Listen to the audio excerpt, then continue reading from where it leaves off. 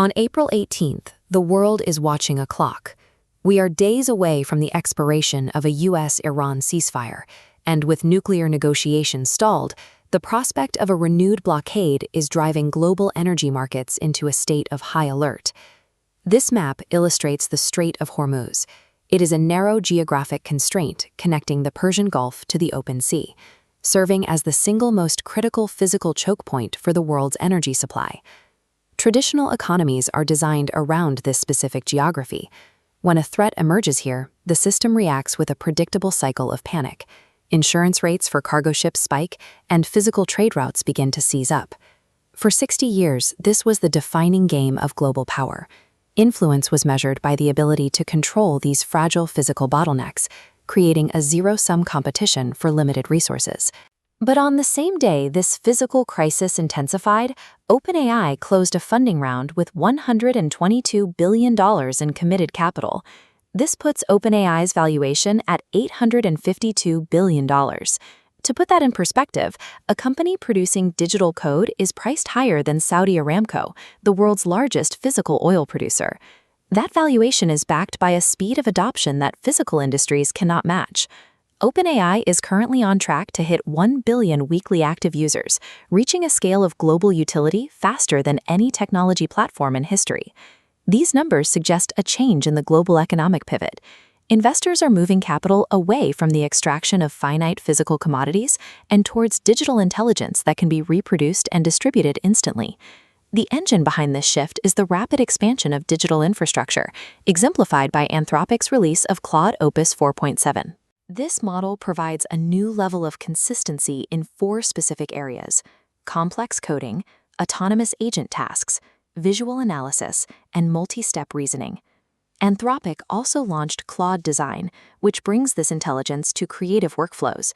It allows people to collaborate with the model to build polished prototypes, slide decks, and visual assets through a simple conversational interface. Because these tools handle the heavy lifting of execution, a single developer or a small business owner can now manage projects that used to require a full corporate department. This creates a significant asymmetry in human capability. We've reached a point where 20% of the effort from one person can generate 80% of a professional-grade result. We are also seeing the rise of agentic AI. This is the mechanism that turns a person's ideas into a series of continuous, automated actions that happen in the background.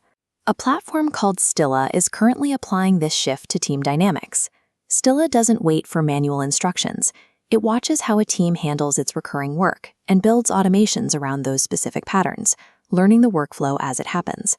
It combines meeting transcription, seamless code deployment, and task management into a single automated flow.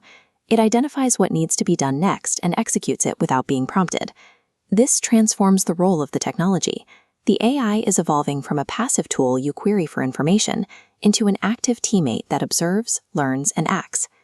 These digital teammates are already being used to solve the physical gridlock we saw at the Strait of Hormuz.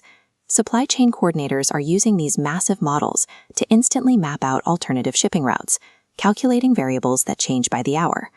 This map shows the AI stress-testing fuel costs, insurance premiums, and transit times against a potential blockade. 2 years ago, this strategic analysis took a logistics team a full week. Today, the model identifies the most resilient path in minutes. Even when physical systems face a breakdown, individuals now have the digital leverage to reroute their plans and maintain the momentum of global trade. The result of this digital agility is visible at cargo ports like this one. Despite the political threats in the Middle East, goods are moving because the intelligence behind the shipping routes is more flexible than the geography itself. AI acts as a multiplier for human ingenuity, providing the tools to navigate the physical bottlenecks that used to dictate the limits of global commerce. Now that our most valuable resource is an intelligence that we can scale and multiply without limit, the real question is, what do we decide to build next?